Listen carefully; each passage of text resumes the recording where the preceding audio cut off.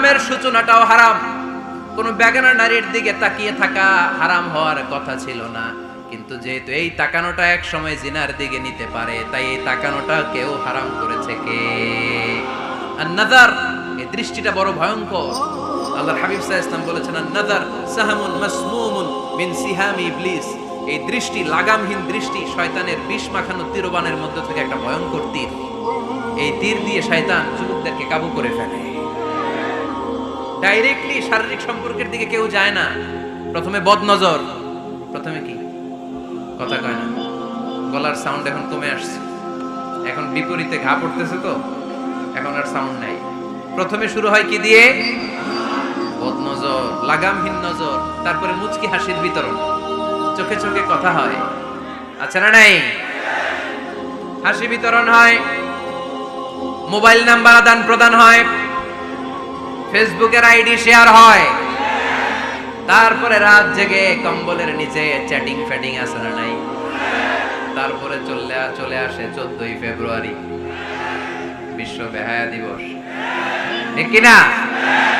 দেখছেন ধাপগুলো, দেখছেন স্টেপ বাই স্টেপ হারামের দিকে যায়। এরপর অবৈধ দৈহিক সম্পর্কের দিকে যায়। আল্লাহ এই গজব থেকে তুমি আমার ছেলেদেরকে বাঁচাও, আমার দেশের মেয়েদেরকে বাঁচাও, চিল্লায় পড়ে না আমিন। তাহলে শুরু হয়েছিল কি দিয়ে? কি নজর? কি নজর? বদ নজর। এটা দিয়ে শুরু, জিনা দিয়ে শেষ। এজন্য ইসলাম বলে মুকাদ্দামাতুল হারামে হারাম, মা ইউআদ্দি ইলাল হারাম ফাহুয়া হারাম।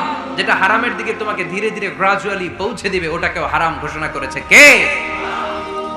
এজন্য বিষ্ণু ঈসা ইসলামের মেয়ের জামাতা সাইয়েদনা আলী রাদিয়াল্লাহু তাআলা আনহুকে বলেছেন, আলী খবরদার, লা তুতবি'ন নাযরাতান নাযরা। এক নজর যদি ভুল করে কোন নারীর চেহারার দিকে তোমার পড়ে যায়, খবরদার দ্বিতীয় নজর দিও না। ফা ইন্না লাকাল উলা ওয়া লাইসাত লাকাল আখিরা। কারণ প্রথম নজর ভুল করে পড়ে গেলে ক্ষমা করবে কে?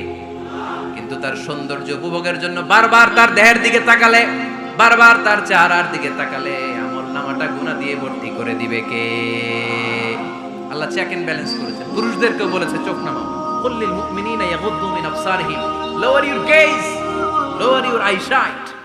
নারীকেও একই কথা বললেন, কুল্লিল মুমিনাতি ইয়াগুদ্দুনা মিন আবসারিহিন্না। ও নারীরা, তোমরাও চোখ নামাও, নজরকে ঠিক করো। এই বদনজর সব সর্বনাশের মূল। জোরে বলেন ঠিক কিনা? এখান থেকেই ধীরে ধীরে ধীরে ধীরে অবৈধ দৈহিক সম্পর্কের দিকে যায়। এজন্য এই বদনজরটারও হারাম ঘোষণা করেছে কে? তুবিল হারামি হারাম। হারাম খাওয়ার জন্য কৌশল করাও হারাম। কথা বুঝেন নাই কালিয়ারার ভাইরা? কথা বুঝেন নাই না? আল হিলাতু বিল হারামি হারাম। হারাম খাওয়ার জন্য কৌশল করাটাও কি হারাম? আওয়াজ করে উত্তর দেন, ঘুষ খাওয়া কি? সবাই বলেন হারাম। এখন ঘুষ যদি কৌশল করে খান, ওটা হালাল হয়ে যাবে না? ঘুষের নাম দিছে এখন হাদিয়া।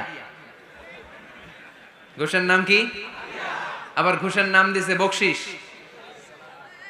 ঘুষের নাম দিছে স্পিড মানি। ঘুষের নাম কি? তার নাম চেঞ্জ করলে হালাল হয়ে যাবে? আমি ফেসবুকে এক জায়গায় দেখলাম লেখা হালাল অ্যালকোহল, মানে হালাল মদ। কি লেখা? হালাল অ্যালকোহল, হালাল মদ। মদ কি হালাল হইতে পারে? লেভেল লাগালে হালাল হয়ে যাবে? সহিহ বুখারীর বর্ণনা, আল্লাহ রাসূল সাল্লাল্লাহু আলাইহি ওয়াসাল্লাম এক সাহাবীকে এক এলাকায় যাকাতের সম্পদ উত্তোলন করে নিয়ে আসার জন্য পাঠালেন। উনি গেলেন, যে যাকাতের সম্পদ নিয়ে আসলেন, এসে বললেন, হাযা লাকুম ওয়া হাযা উহদিয়া লি।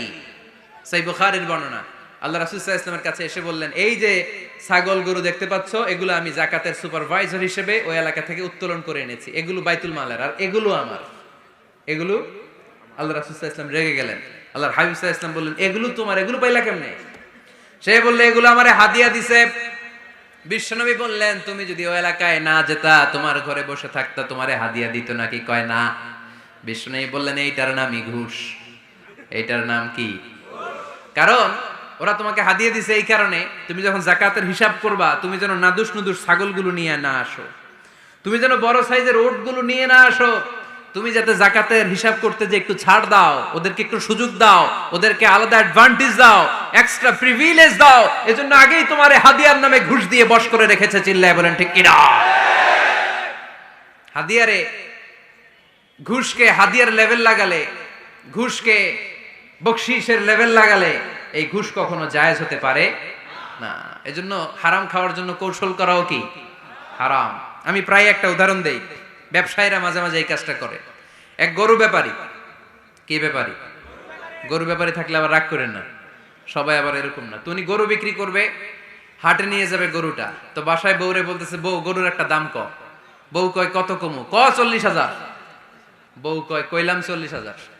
এবার হাটে নিয়ে গরু তুলছে, এক লোক এসে গরুর দাম কইতেছে, ভাই 30,000 টাকায় দিবেন? গরু এলাকায় সকালে একজন 40,000 কইছে, দেই নাই। সকালে কত কইছে? সকালে কত দাম বলে গেছে? সকালে একজন 40,000 বলে গেল, আরে দেই নাই, তোমারে 30,000 দিমু মিয়া। কত বড় ডাকাই, চিন্তা করছেন? তো এই যে হারাম খাওয়ার জন্য আপনি যে কৌশল করলেন, এটারও হারাম বলে ঘোষণা দিয়েছে কে?